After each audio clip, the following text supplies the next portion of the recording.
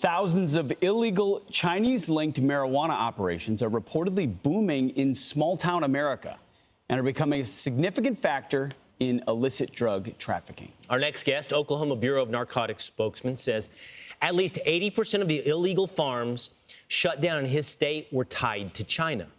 Mark Woodward joins us now.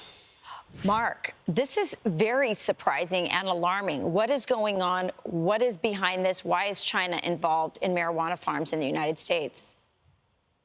Well, during the pandemic, a lot of these criminal organizations linked back to China were recruited to Oklahoma, specifically through flyers and other information saying, come to Oklahoma, we're an open state, cheap land, cheap license, loose regulations, you can make millions.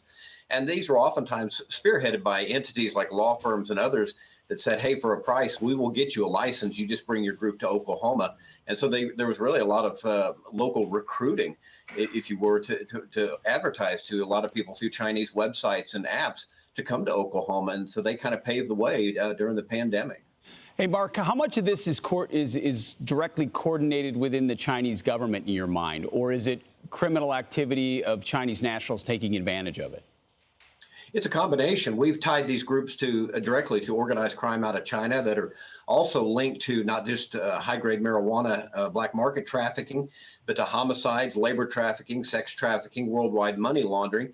And we've also tied some of these exact same farms that I just described to people who are linked to the Chinese government, to threats, that national security threats that have already been identified on the federal level, linking some of these people back to Oklahoma farms over the last 3 years. So, Mark, I apologize for my confusion, but I just want to clarify. So are we talking about illegal, under the radar, shadow marijuana farms? Or are we talking about the legal process of growing medical marijuana that China has infiltrated there in Oklahoma? Well, what they're doing is they come to Oklahoma. These entities like law firms have gotten them a license using straw owners to put a local person down to make it look legitimate on the surface. But 100% of the product from these farms is leaving in the middle of the night, going to warehouses where it's relocated into trucks that are disguised as CCTV equipment. And then those semi-trucks are headed to places like New Jersey and New York on a daily basis.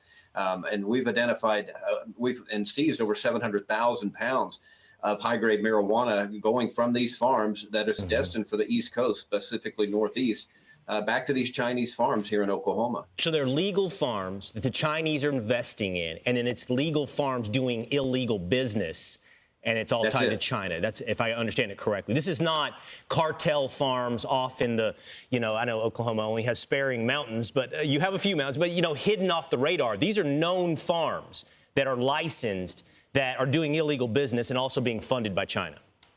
Absolutely. And of course, rule number one is don't draw attention to yourself. So they want to appear to be doing everything right so that they don't draw either our attention or law enforcement attention. So they'll get a license. They'll have their security features in place and on the surface look like a legitimate farm, like the 9,400 other farms that we had in 2021, where they try to blend in all over Oklahoma. But again, 100% of the profits is going back to China, back into their organization, and the marijuana going off these farms to the black market around the U.S. Yeah, well, we know the Chinese, we have an 800% increase in Chinese nationals coming over the southern border.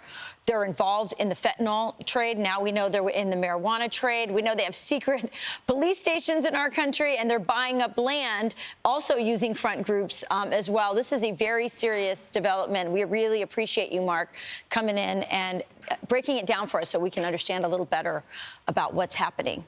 Thank you, Mark. I'm Steve Ducey. I'm Brian Kilmeade. And I'm Ainsley Earhart. And click here to subscribe to the Fox News YouTube page to catch our hottest interviews and most compelling analysis.